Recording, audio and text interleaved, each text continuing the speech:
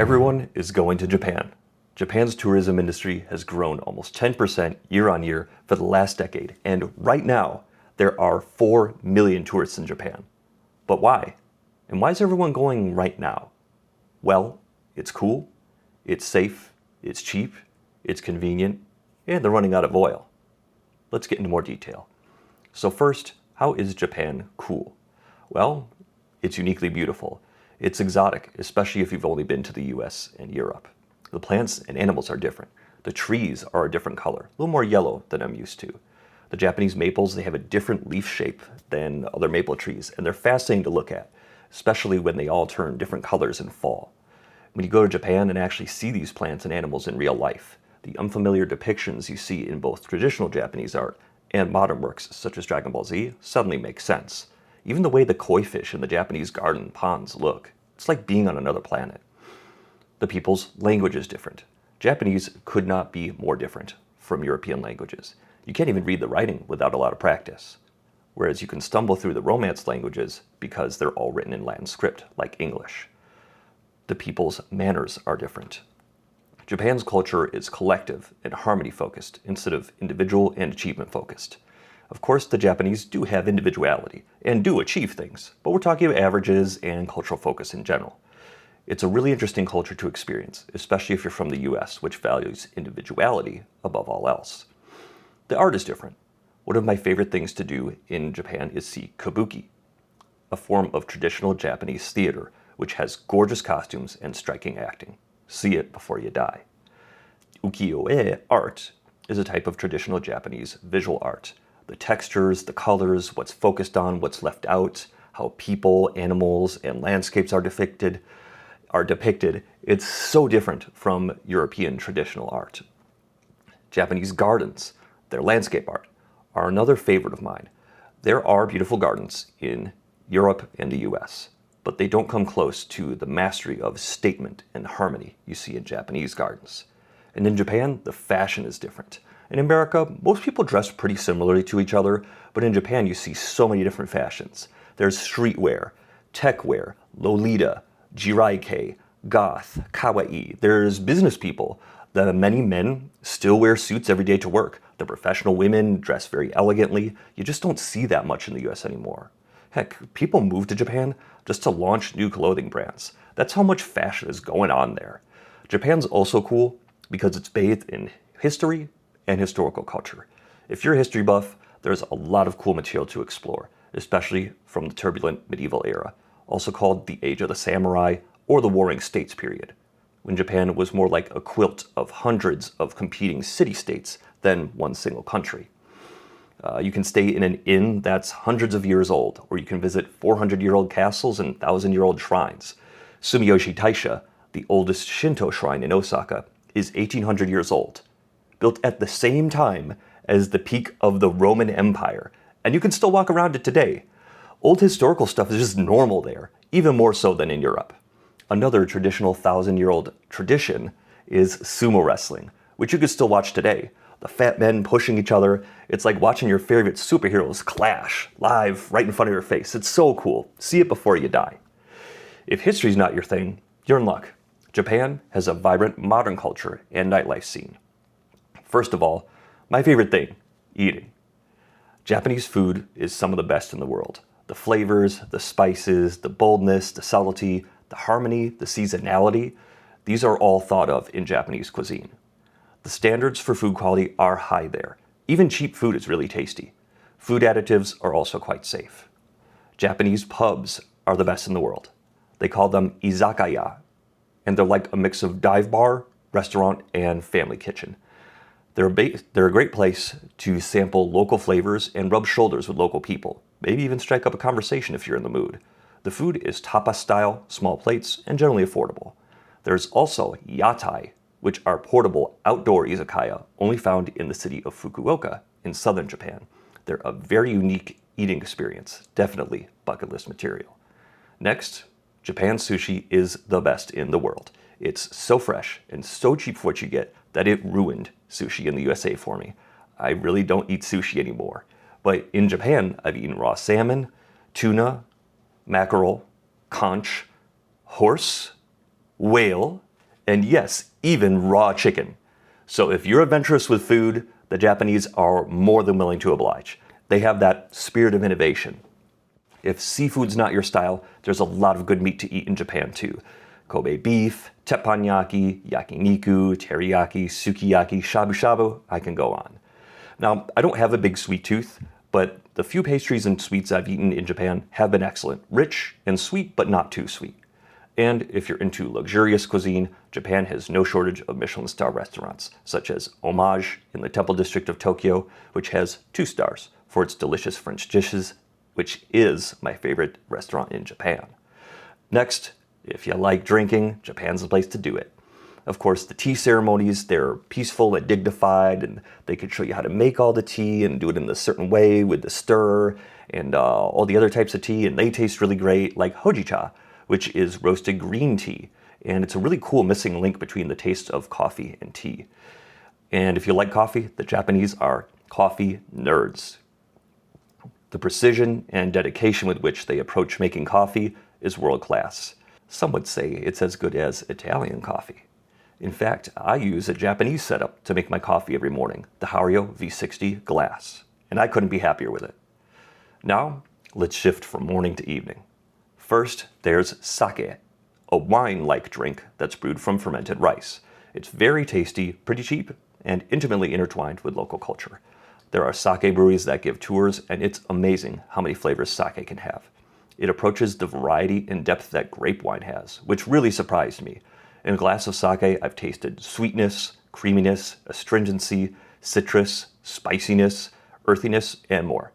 You could explore this in places like Kokoromi in Himeji, where they have like 200 sakes, and you can try curated sake flights for super cheap, like $6 for 3 decent-sized cups. Now, Japan is not really a beer country the way Germany is, but beer is served in many restaurants there, and Japan has excellent craft beers. The body is often lighter and the taste crisper than what I had experienced before in the US. Next is highballs. I hadn't heard of the highball cocktail before going to Japan, but it's a drink that has liquor diluted with soda water, such as whiskey or shochu, which is like Japanese vodka. Often there's another flavor added, such as lemon, yuzu, melon, or umeboshi. I'd never had a highball before going to Japan, but they're so popular there that they have whole bars dedicated to highballs. It's a really good cocktail. Next, everyone's favorite, cheap drinks. You can easily get a draft beer for under $2.50, some places even under $1. But going to a bar isn't the cheapest way to get a buzz in Japan. That would fall to convenience store drinks. A common one is Strong Zero, which is like Four Loko without the caffeine. It's this big can, and for just $2... Oh, I can't say that on YouTube? It's like $2, and it's this giant can, and one of them will get you tipsy.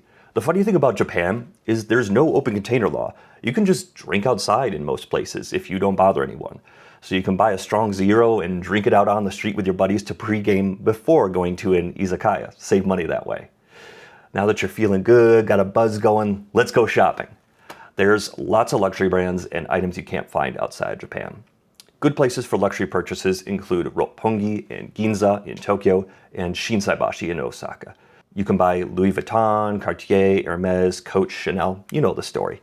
If you're looking for a bargain, the weak yen can get you up to half off authenticated used luxury items at places like Mode Off, Brand Off, Komehyo, Second Street, Ragtag, Brand Collect, and others. And if you're a watch nerd, there's a lot of cool luxury and micro brands you can buy too. Grand Seiko, of course, Kuoe, Oceanus, Kurono, Minase, and others, of course. If you're not into luxury goods, there's still a lot of meat on the bone. I buy most of my clothes in Japan now. I love the Uniqlo flagship store in Ginza, and there's also a lot of second-hand and streetwear shops for men and women, such as Kindle, Rincon, Beams, Chicago, Amore, Vintage Quo, and some electronics are cheaper in Japan, such as cameras, Apple products, headphones, musical instruments, and other things. It's kind of hit or miss. TVs are a lot more expensive there, but cameras are often cheaper. And there are a lot of things you just can't find in the US. They have cool department stores in Japan and stations, which are also department stores, and small businesses that are in the stations and outside the stations, such as tiny hole-in-the-wall eateries. It's like someone's kitchen that they've opened up, and little tiny bars. There are bars called standing bars where there's not even any seats. You just stand and have a drink or two on your way home from work. There's used camera stores and junk stores and pen stores and stationery stores and so many other kinds of little stores that simply don't exist in the US anymore because they died out 20 years ago because they don't generate enough profit margin relative to expenses that are high in the US, such as real estate and payroll. And that's really cool to experience. Japan also has great souvenirs. The food, of course, a lot of the souvenirs that Japanese people buy are food, and some of it keeps well, some of it doesn't when you're bringing it back home. My favorite souvenir is fried maple leaves. I've also got a little collection here of souvenirs I've bought, so you can get a cool little statue of your favorite sumo wrestler. You can get cool models of places you visited. You can get, from the museum, you can get cool sculptures of exhibits. You can get, if you visit cool Japanese castles, you can get fridge magnets of that. This one's really cool. So this is a notepad that the bartender in the model train bar in Tokyo gave me just for free, just because, you know, hospitality. So I haven't used it yet. I'm waiting for the right time. And so that's really cool. You can get, if you have car nerds who you're buying souvenirs for, they have tons of pretty cheap, pretty good model cars. You can get cute, fun stuff like this. This is a tie-in for a show that I really liked a couple years ago. You can get cool, big art books. This is a book of ukiyo-e, traditional Japanese art that I was talking about earlier. You can get cool prints as well. These are some of the smaller ones, again, of sumo wrestlers. So yeah, no shortage of cool souvenirs in Japan. And don't miss out on the tax-free policy. Basically, on retail purchases that are over 5,000 yen before tax, many stores will refund the sales tax if you show them your passport. You can save an easy 10% by spending a few minutes at the tax-free desk, and that adds up quick. So the next cool thing about Japan, gaming. Japan has been a fixture in global video game culture since the 80s, and you can buy cheap used games, games that didn't come out in the US or Europe, exotic consoles such as the PC Engine or the Famicom, and all of it's often great bargains, like a Super Nintendo for $10-20. Good stuff. Japan also has great arcades. Arcades are a thing in the US, but they're kind of old and an afterthought, or more like a Dave & Buster's, but they're cutting-edge, multi-story buildings in Japan. Going to the arcade is a common date activity and hobby, and we'll cover hobbies more right now. So Japan is a great place to indulge your hobbies. Many of the things I've already mentioned are hobbies for many people, but the center of hobby culture in Japan is Akihabara in Tokyo and Denden Town in Osaka. There you can buy all sorts of stuff, character goods, figurines, VTuber merch, anime merch, manga books. There's the twice a year Kamiket Dojin market where you can buy more sorts of books and goods. There's cosplay goods, board games, card games, model making, milsurp, and airsoft supplies. There's cool theme cafes. There's an Alice in Wonderland cafe. There's model train bars in Tokyo and Osaka. There's an air gun bar in Tokyo. There's Swallowtail, the butler cafe in Tokyo. If butlers aren't your thing, you can go to a maid cafe. There's cat cafes, owl cafes, manga cafes. And if you visit Japan at the right time of the year, you might come upon local town festivals, just the local people celebrating, and there's food stalls and maybe some parades, maybe fireworks, and that's very special to experience. A very common hobby for Japanese people of all ages is karaoke. Many bars do karaoke, and there are establishments called karaoke boxes, which are just for karaoke. In a karaoke box, often it's 24 hours a day. You can have a couple drinks and snacks and sing badly for a couple hours for super cheap. And if that's all too noisy, you can go hiking to get away from it all. It's just so relaxing and beautiful and peaceful to hike in Japan, and the people on the trails are super polite, and it's wonderful. If hiking is too quiet, you can golf in Japan. So golf got really popular in Japan starting in the 60s, and now Japan is full of top quality golf courses. With all this said, the Japanese customer service culture is the best in the world. You get treated well everywhere you go. That's more than can be said for most places in the US, especially post-COVID. And there is no tipping culture. This is refreshing if you're from the US, where people expect a 46% tip for flipping around an iPad. Now, you can't enjoy anything that I've covered so far if you can't experience it in a safe and relaxed environment. That's a good thing, because the next point is that Japan is very safe. Japan's streets are very clean. You don't see trash on the ground. You do see people sweeping the streets in the morning. You don't see people camping out around the streets and in the parks. There's no stray animals walking around. You don't realize how dirty and chaotic your home country is until you go to Japan and you're like, so this is how things are supposed to be. Next, you can drink the tap water in Japan. Being from the US, I found it jarring when I went to Mexico City and couldn't use the water except to bathe, not even to brush my teeth. So I was stressing all the time about water. Did I have enough? Was it safe? Was the street food and the vegetables in the restaurants prepared using clean water? It really took my mind off enjoying the city and onto just surviving my vacation. That wasn't fun, but you don't have to worry about that in Japan. I've drunk gallons of Japanese tap water. But Japan isn't perfect. It does have crime, just like any other country. You name it, it happens. But compared to many other countries, the rates are very low. There's less street crime than other places, there's little pickpocketing, and few muggings, especially against tourists. You can walk home from a party at midnight with no fear. That said, use common sense, just like any other country. Don't be walking around, don't be waving around a bunch of cash like an idiot. Don't drink to intoxication, or do anything else that could lead you to be taken advantage of. And always watch people who seem very interested in you. That said, if you drop your wallet or phone, people will run to give it back to you, or they'll bring it to the closest police station untouched. Also, food safety is taken very seriously, so you won't get sick from the food, even weird stuff like raw chicken sushi. Next, Japan is cheap. The yen is historically weak. It has been for several years, and it likely will not strengthen quickly, if at all, over the next decade. In short, this is because Japan has a lot of debt, and their monetary policy values stability above all else. It avoids risk in the present, even if it could mean more gains in the future. So right now, 10,000 yen, their equivalent of $100, only costs about $65. That's a good deal.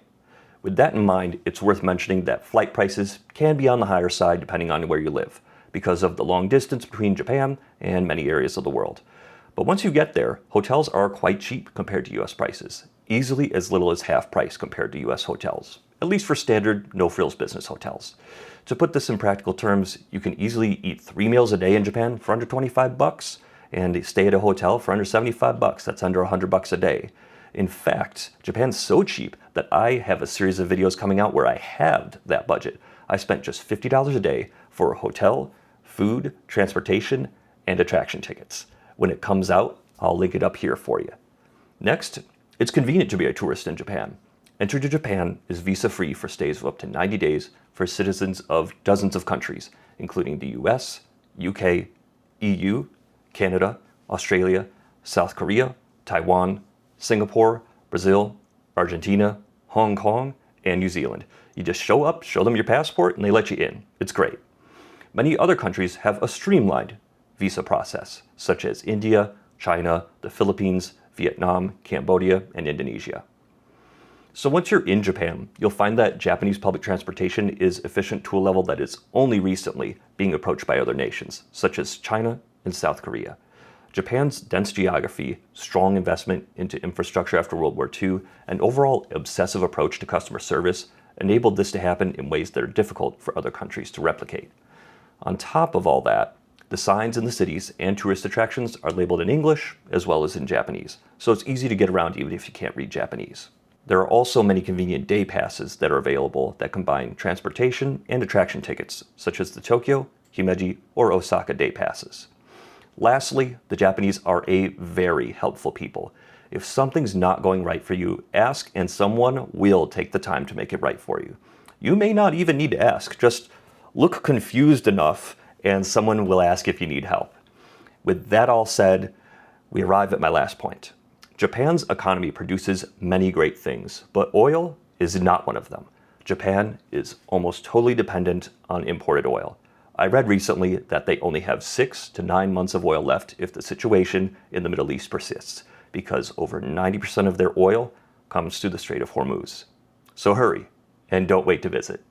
Now, tell me about the reasons you like to visit Japan in the comments. For me, it's the one place on earth I can go where my problems don't follow me. If you like this video, subscribe. And if you learned something from this video, give it a like and a hype to tell the algorithm to bring it to more people. It really does make a difference. Thanks for watching. I'll see you in the next one.